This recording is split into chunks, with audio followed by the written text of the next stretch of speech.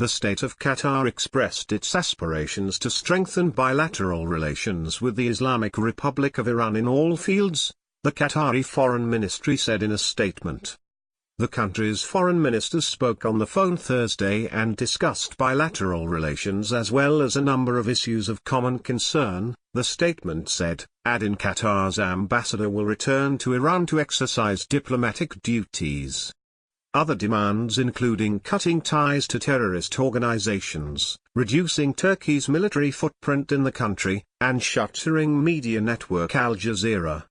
The four countries abruptly suspended diplomatic relations and cut off land, sea and air travel to Qatar on June 5, accusing it of supporting terrorism and destabilizing the Gulf region. Qatar has rejected the accusations, calling them unjustified and baseless. Yemen, Mauritius, Mauritania, the Maldives and Libya's eastern-based government also suspended diplomatic relations with Qatar in the wake of the crisis.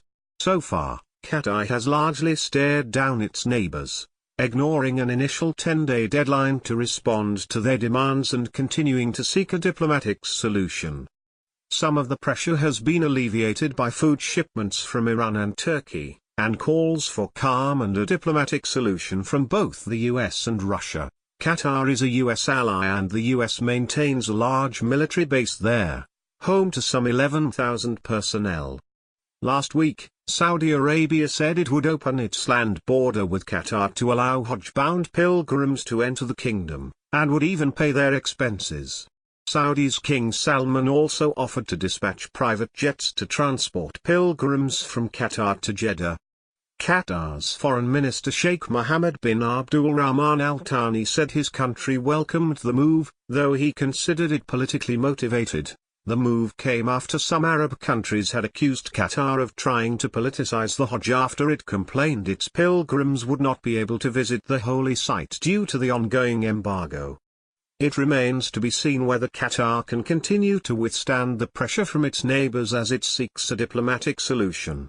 Qatar has a number of tools in its toolbox to withstand the pressure. For example, it's got robust investments, it has healthy foreign reserves, and now it is getting supplies, foodstuffs and other essential goods, from Turkey and Iran.